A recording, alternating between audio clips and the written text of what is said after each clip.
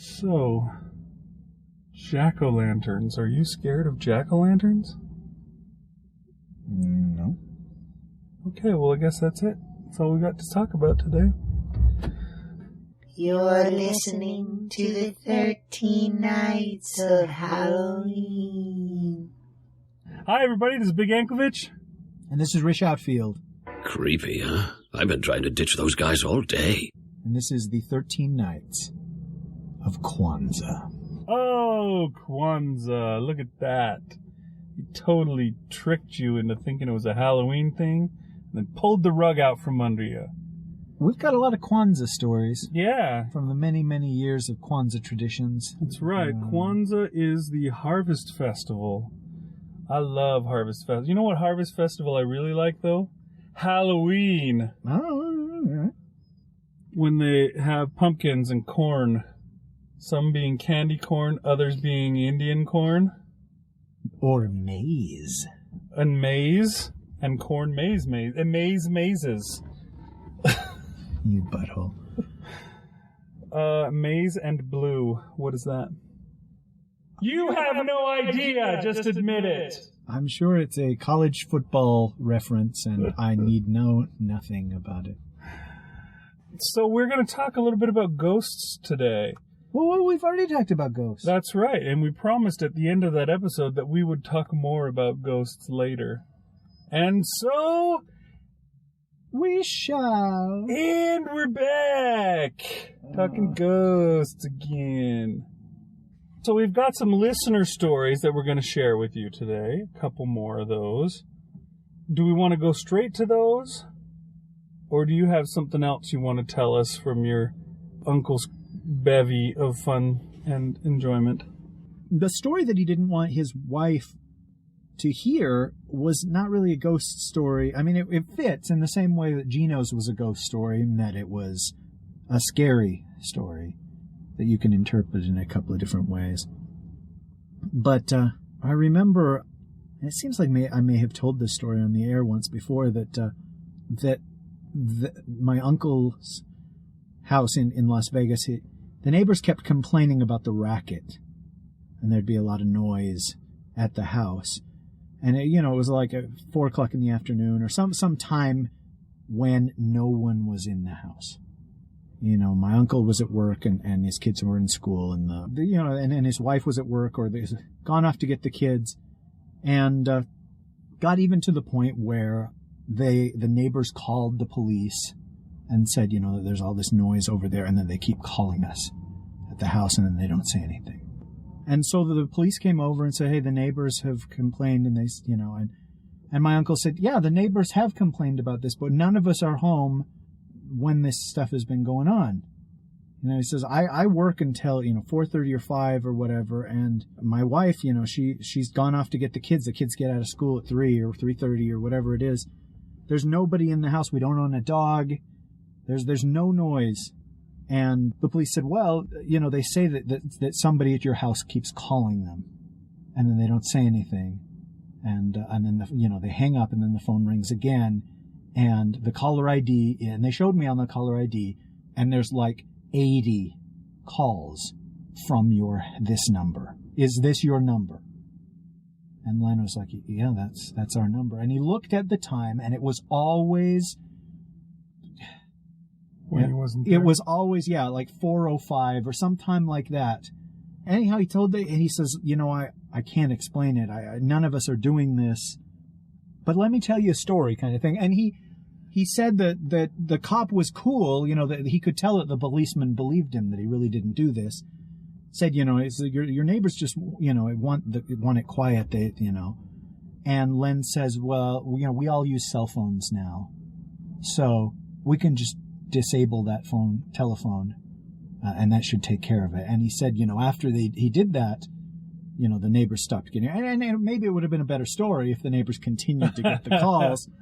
Even when the phone was unplugged from the wall, like the vacuum was. But he told that, and I was just like, oh, that's kind of cool.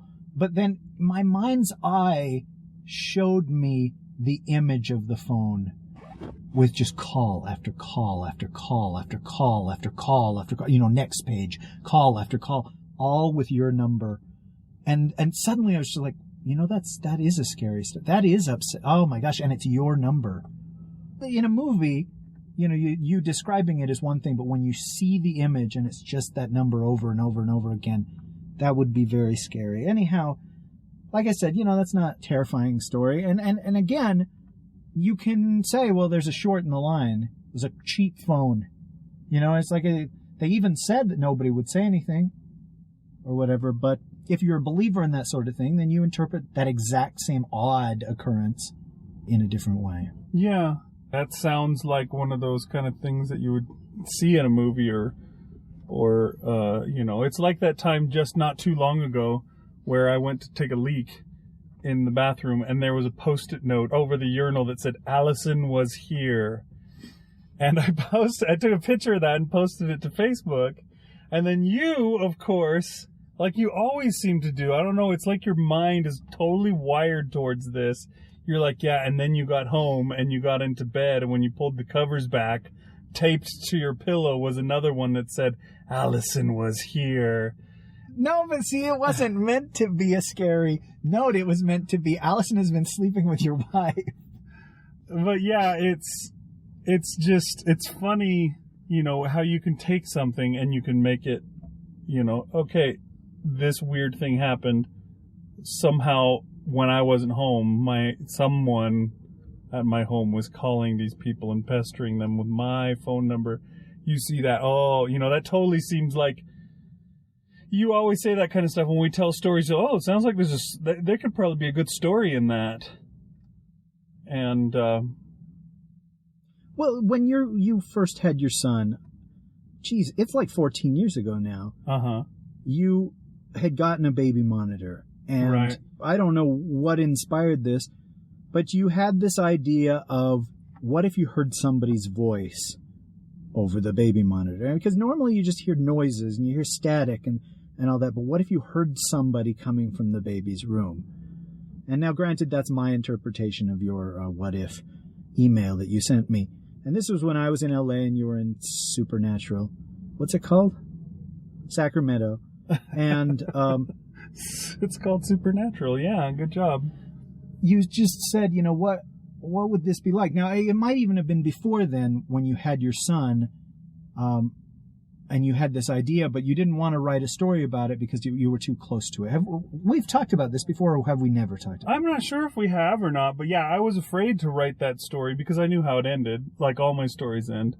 And I didn't want to write something like that while my baby was still vulnerable, as it were.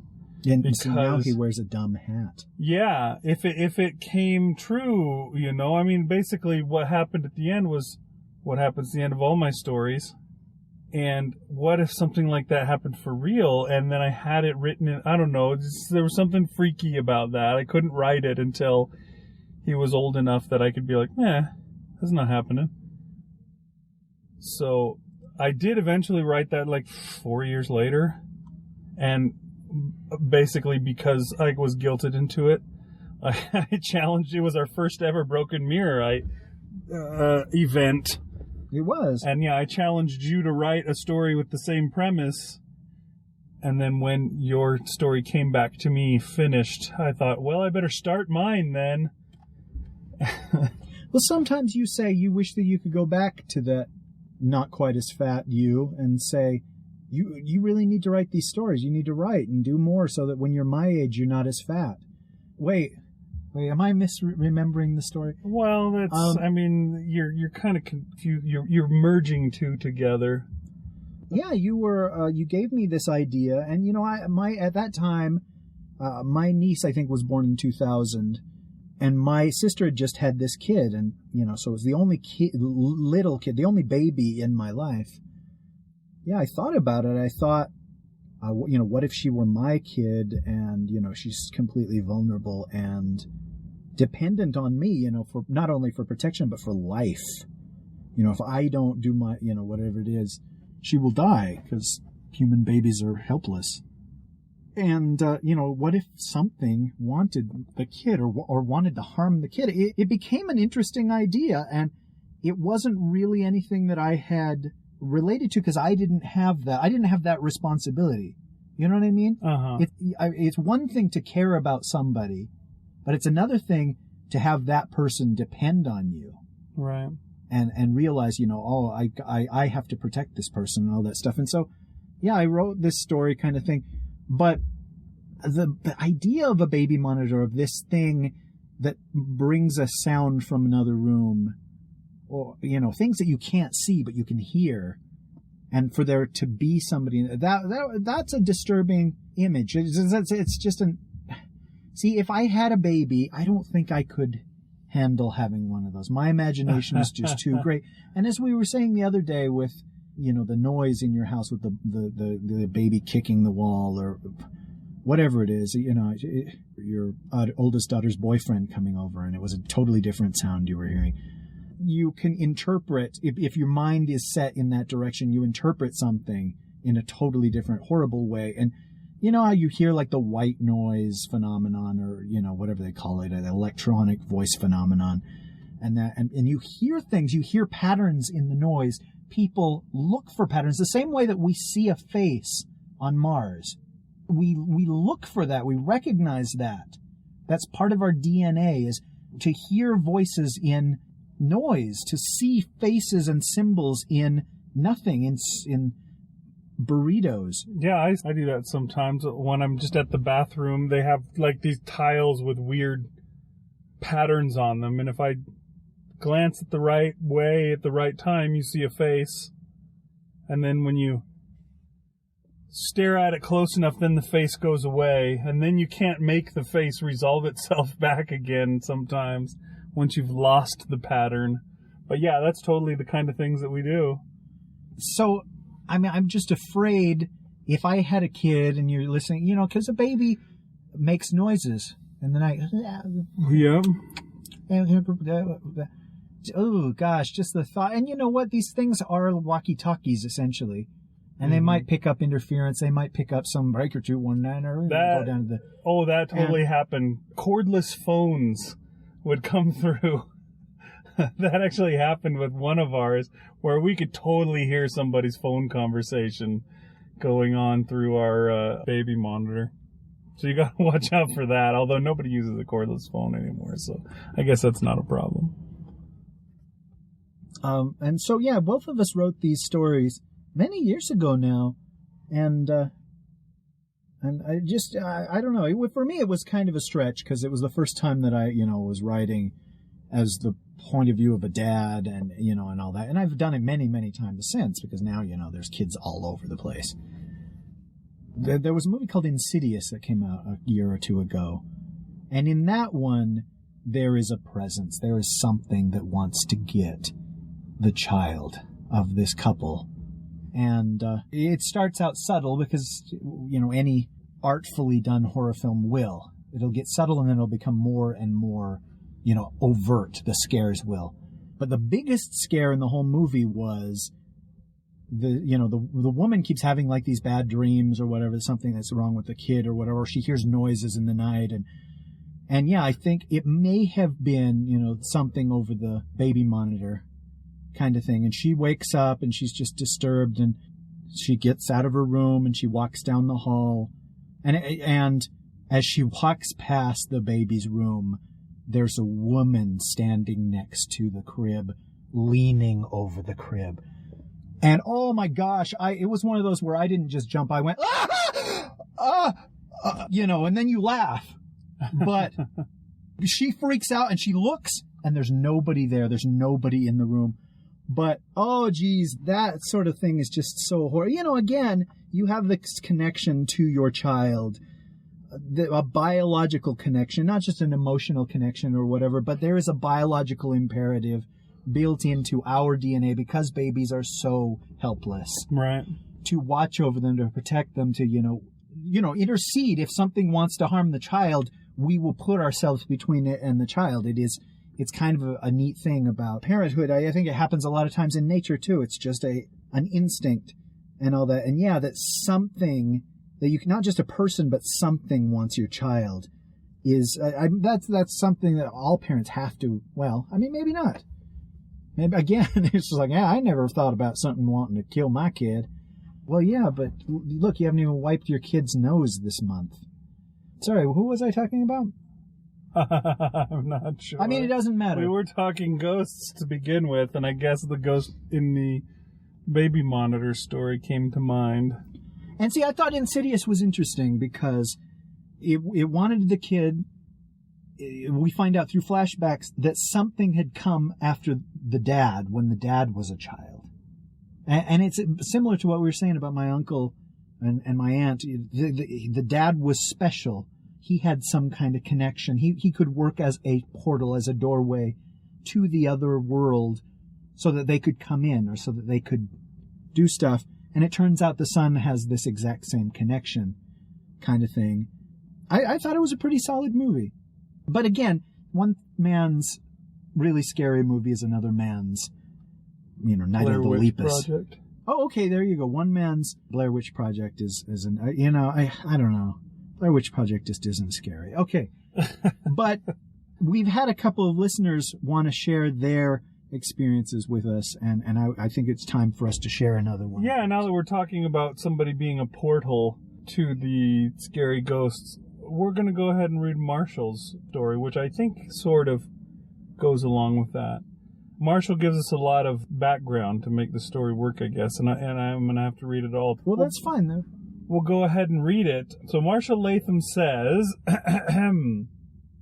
See, it's rude that he would do that. Why clear your throat like that? Marshall, just tell us the story. Worse yet, why type out the clearing of the throat?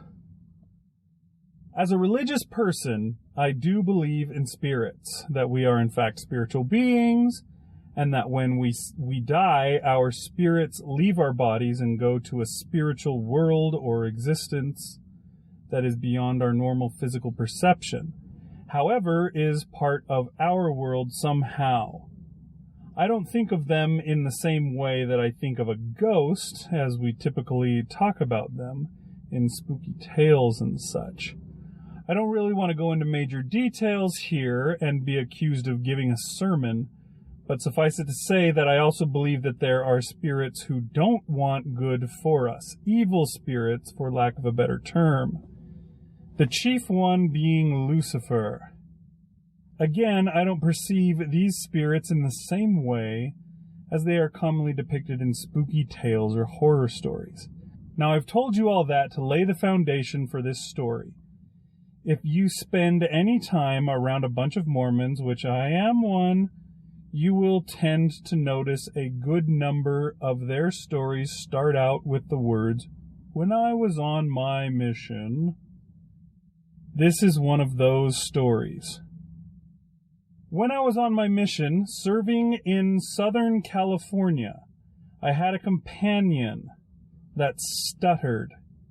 It was hard for him many times to express himself, which can be difficult when the bulk of what you do on a mission is talk to people about your religion. But he did pretty well most of the time. Now, wait a second. Companion is like a partner, right? Uh-huh. But he did pretty well most of the time and was very friendly. Sometimes missionaries get into private discussions about deep gospel topics and start to speculate about some of the mysteries. One time my companion, I'll call him Elder Jones, and I got on the topic of evil spirits and how much influence or power they could really have over us.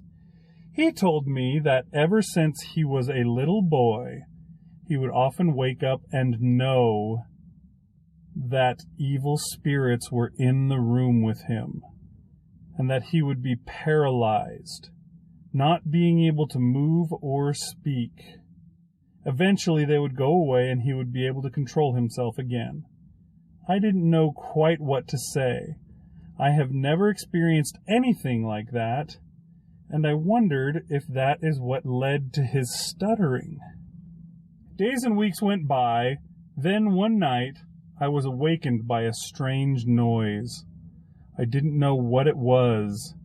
Everything was very quiet, and the room seemed darker than it usually was, and heavier somehow.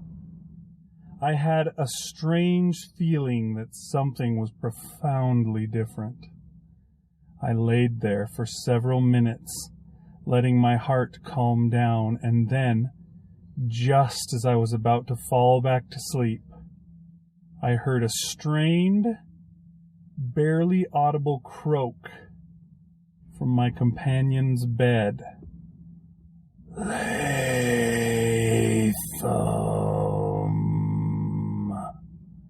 was the only word he uttered. My last name. It must have been my companion. That's how we refer to one another, by last names, but I didn't really recognize his voice. It was so weak and almost desperate. I didn't know what to do. Was he calling for me to help? Were there evil spirits in the room? Was I supposed to cast them out somehow, like Christ and the apostles did? I considered how I might go about doing that.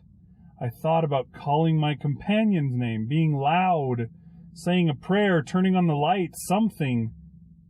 But ultimately, I just laid there, not making a sound, straining my eardrums for more evidence of concern. No more sounds, no more voices. Eventually, I fell back to sleep. I didn't bring it up the next morning, neither did Elder Jones. I think I did ask him about that night sometime later, and that he said that it was him calling for help, and that there were evil spirits in the room at night. I never had that happen again, or ever experienced anything like what Elder Jones described, but every once in a while, I will wake up in the middle of the night, and just for a second, maybe two, I feel the presence of someone. Something hovering just above me. Then it's gone. Good spirit, bad spirit, leftover dream figment. Who knows? It's an interesting story. The best part about having these stories is that our listeners know how to write a good story. Yeah, that's well phrased. I liked it seemed to have a setup and then a payoff, a beginning, a middle, and end. Yeah, that's interesting. If we were doing the radio call-in, you'd probably get a lot more rambling. And gosh, I forgot to tell you, we had just moved into the house, and none of us were capable of getting boners. And you're just like, oh... Well, that was important to the story. Are you sure?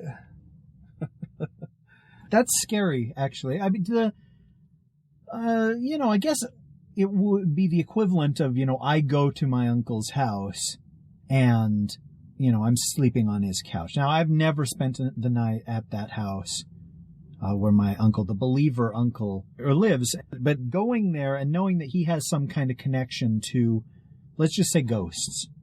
That's really scary. And of course, it's vague enough that you can interpret it any number of ways. But when Marshall said, Latham, that was upsetting because immediately it's something is calling him by name, something in the room. That was the payoff for the setup of sometimes evil spirits will come to me. But for it to be revealed that it was the companion saying his name, needing help, well, okay, that changes the story altogether, because I'm sure you've had a dream where you're buried alive, or your dream where you're hurt, I used to have dreams where I was in like a well or a pit or something like that, and there was no way I could get out. And part of the oppressiveness of the dream is, that if you could just call for help, that would make it okay. And you try, and you try to cry out or whatever. And now if somebody was in the room with you, they could hear you maybe just making like the slightest bit of noise. But like so many times while you're dreaming, you think you're shouting, but no noise is coming out. And yeah, I remember there being times where, I have roommates or whatever, and I know that I cried out, and I was like, oh, I'm sorry. And he says, what? I said, I didn't make a lot of noise. I didn't scream just then. And so there's that too, it's just like he was trying to call for Marshall for help, and all that came out was this noise, which sounds like it scared the crap out of Marshall. He he didn't talk about how scared he was. No, yeah, I didn't mention that. But that's one of those things for me where it's just like, I don't think I could go back to sleep after that because of my mind. It would be bouncing around like Arkanoid in my brain, just go, oh, geez, there's something in the room. Or what if it, what if a hand touches me right now, or whatever, all these things are possibilities. Or what if I turn on the light and my roommate's bed is empty, or there's somebody else sitting up in the bed just staring, waiting. Oh my gosh, just these awful images because that's the way my mind works. It goes from 0 to 60 in, well, it's like 10 or 12 seconds, but that's not bad for a car or a brain. It's not bad for a brain. It's not amazing for a car. Oh, okay. Well, still, I'm used to these old clunkers, that somebody sold off really cheap. So. I used to have dreams that were like that, where I was asleep and something was happening and I was struggling to make it happen for real, and then it did happen for real. Unfortunately, that dream was that I really needed to pee, and then I peed in my dream, and I also peed in reality and peed my bed. Yeah, your wife was complaining about that last week. That was a bad dream. It is bad. But I think, we've all had that. But at least it wasn't like the time that I shit the bed. No! I'm sorry. Shat. Oh, you're right. See, I feel kind of bad because these people have shared these stories. And here's the thing. These are all intimate stories, things that really happened to you, even if, they're not religious stories like Marshall's. It takes some guts, I think, to say, hey, I'm a religious person, I believe in this and all that, and because you're open to mockery. And so I appreciate you guys sharing the stories. I'm not trying to mock any story here. Yeah, thank you, Marshall, for sharing that. And yeah, I don't know. Again, I'm glad that I haven't had that experience. There's something saying my name in a dark room. I don't know. It would be worse if you knew you were alone and something said your name in a dark room. Yeah. But hearing it and not knowing who it's coming from, that's kind of upsetting too. Yeah, this is not really a scary story personally, but I'm going to tell it anyways. One time when I was in college and I had this roommate, I also had a Scooby-Doo t-shirt that glowed in the dark. Basically, Scooby-Doo and Shaggy were there, and then there was a bunch of eyes all over it. I remember that shirt. And they glowed in the dark. And so one day, I was coming home. My roommate was already asleep in his bed. And I walk in the door to our room, and he wakes up, and he looks at me, and he goes, "Oh, what the hell?" Because all he could see were these glowing eyes on my shirt. And finally he realized what was going on. I'm like, hey, what's up? What's going on? He's like, oh, it's you. And then he went back to bed or something, but it's pretty funny. Okay, we've got 2 more stories that I'm going to share, so I probably better get to it. The next one comes from Adam Gifford. All these stories are so detailed and awesome. I'm proud of our listeners for doing such a thing. I love it. Okay, Adam says, oh, Adam did it too? Why? Cleared his throat. You guys, that's so weird. Okay, listen, next time when you guys share these stories, don't do the throat clearing at the beginning. Well, it's going to be just understood that there's throat clearing. Adam said, Okay, well, that's allowed. Not the other thing. In my late teen years and early 20s, I worked for a well-known pizza chain restaurant. During the 4 years I worked there, I had several experiences that might be explainable, but there were 3 that aren't. The first occurred early one Sunday afternoon when our business was slow, and we received an order for 2 medium pizzas. Since there were 2 of us in the kitchen, and all the day's prep work done, we each made one of the pies. In the oven, they went side by side, but only one of the pizzas came out. No, it wasn't stuck on the conveyor, and no one was playing a trick on me. As I looked around the shop looking for the missing pizza, I never found it. The second experience occurred in the middle of dinner rush. My job that night was to cut the pizzas as they came out of the oven. The table I worked on was just a few steps from the service station. At the time this happened, smoking was still permitted in American restaurants, and this chain used glass ashtrays as well as glass shakers for the grated cheese and red pepper flakes. These glass items were all stored on one shelf in the service area below the counter.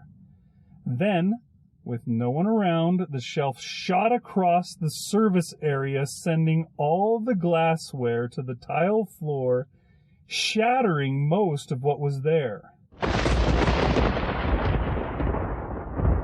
The third occurred early one Sunday morning. Sundays were the day that our supply truck would arrive, and we were first on the schedule. 6 a.m. was the normal delivery time. It used to be that there were 2 people scheduled to unload the truck, but at some point it was decided that only one person was needed. This day I was the one person. No one else was scheduled until 8 a.m. By 7, I had finished putting the truck away and was working on some prep work.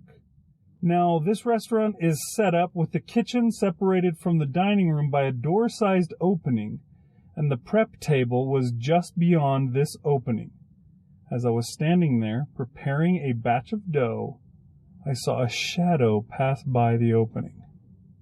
Knowing that my friend was coming in at 8, I thought this was just him coming in an hour early. I began talking, asking him why he was early, but I didn't get a response. I walked up to the front only to find no one there. Years later, while on vacation with some friends, I retold this story. One of the people I was with took quite an interest in the story. He grew up down the street and told me that when he was a kid, there was an old farmhouse on that site that all the kids said was haunted. He wasn't sure if it was or not, as he never saw anything, but he was told that a woman had died on the property. I never did any research on the property, so I can't say for certain that anyone died there, but I can be certain of what I saw. And he says, I've also seen glowing red eyes in the basement of a friend's house. I've been witness to a freaky Ouija board. And when I lived outside Atlanta, I could swear that I heard distant cannon fire and rifle volleys. That's just because Atlanta's a violent city, I think. It's also, when I visited Bachelor's Grove Cemetery outside of Chicago, I may have caught a shadow person on film. Adam may be one of these people as well who has some kind of connection to... Yeah, he seems like a believer, more of a believer than someone who has 3 experiences. In the same place. Yeah. See, and that one was set up like a story as well, like a narrative as well. With, here are the stories, and here is the punchline. Right. That there used to be a haunted farmhouse on that property. That's good stuff, man. I don't know. I get the impression that a lot of the people that listen to our show are writers as well, and you'd have to, because we're always talking about writing, right? Right. Well, Adam Gifford, we've run one of his stories on our show. So I'm just saying, why would you listen to the show where we talk constantly about writing if you didn't have any interest in that? Maybe you're trapped under something heavy and you only get the Dunesteef. That's probably it. It's probably anyone who isn't a writer, that's their situation. I wrote a story set in a pizza place about a ghost. Yes, you did. So it's funny to hear all his stories. In this case, the ghost is much more benign. But yeah, it's interesting. The pizza goes into the oven and doesn't come out thing. That's something I've never seen in a movie. You know what I mean? It's just like that. That's subtle. And I that's just really neat. It's like it didn't fall down through the cracks. It's not still in there, where is the pizza? I don't know. That kind of stuff is cool. Somebody boosted it when he had his back turned. Customer hopped the counter and stole it. There's one of those security devices at the doors of the place where I work, that beep if somebody's, when somebody comes through. Well, but no, if somebody is, stealing something, or, somebody's walking out with right. one of those security tags not Now, deactivated. Not just like the bell thing when somebody comes in or out. You're talking like alarm that goes off if somebody tries to steal something. And it will go off a lot. Not every single day, but there will be days that it goes off again, and then 20 minutes later it goes off again, and I have made jokes about, I said, well, there was that girl that died here, and she was on her way out, and she never actually left the building. It's like, and they say, and there have been a couple people that are just like, hey, that's not funny, man. I know you think you're being funny. That's not funny. You should tell the story of the girl who was stealing something, ran out the door and was hit by a car in the road and died. And she keeps stealing things in death. Hey, that ain't funny, man. National treasure. This comic genius. I don't know. Hey, that's really neat that people are sharing these stories. Again, the coincidence to somebody who doesn't believe in it, but definitely signifying something to somebody who's looking for significance. The logical explanation is, well, you're a dumb kid. You didn't actually put a pizza through, or whatever it is, it's weed. So my dad's still, blaming it on the hippies. Yeah, I don't know. I mean, sometimes things are funny like that. The world doesn't always work like you expect it to, and I'm sure something like this has happened to you, but you have something in your hand, for example, and then you drop it, it hits the ground, it bounces, and you feel it maybe like ricochet off your foot or something like that when it bounces, and then you look down to find this thing that you've dropped, and it's freaking gone. It's just completely disappeared. And then eventually you do find it, and it's bounced in the same place where you looked the first time. Sometimes that's the case. Other times it's bounced just in extremely far, something that just doesn't seem physically possible for this thing to have bounced that far. Or it's just right in the spot that just makes it impossible to see, or just weird things like that, It turns out that it's not like it fell into a pit and vanished. It's like the whole thing with the socks. People talk about socks and their dryer and they go missing.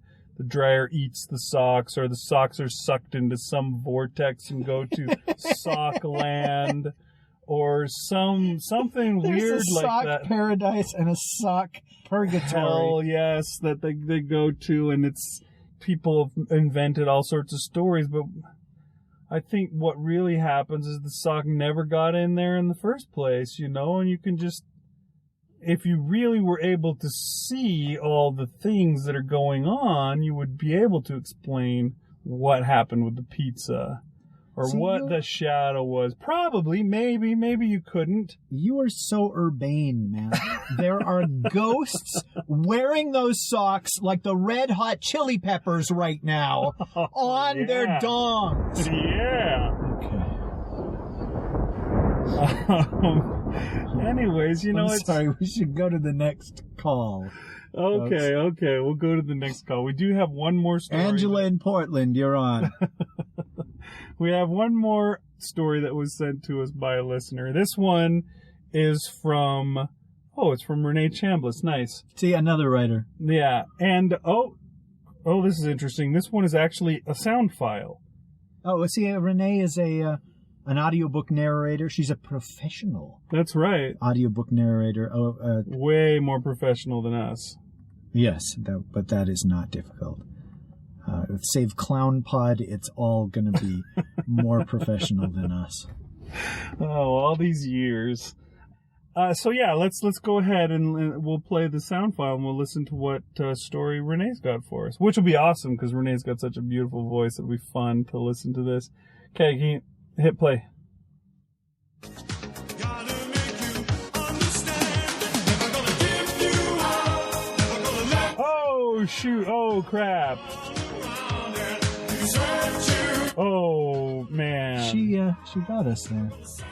Dang. It's not cool, guys. That's lower than low, guys. That's bad. That should be banned in small towns where people want to live, where the crime is low, the air smells nice.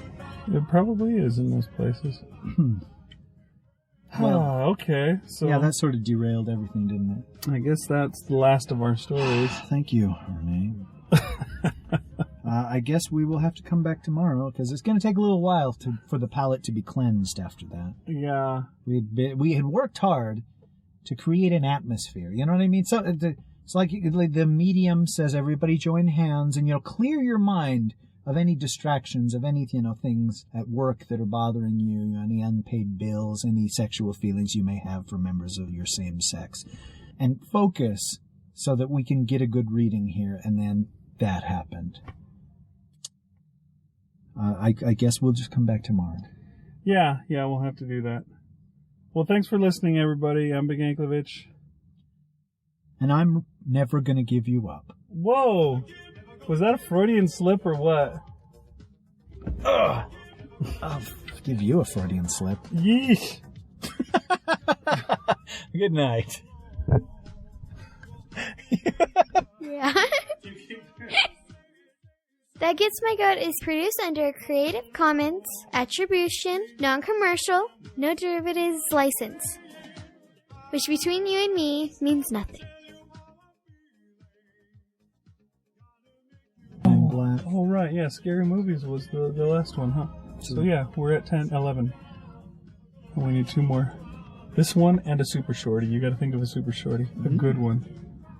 Not a crappy one like usual. Gosh. Hey, it's supposed to be crappy. It's the whole point. If we start talking endlessly about it, then it becomes pumpkin spice and not crappy.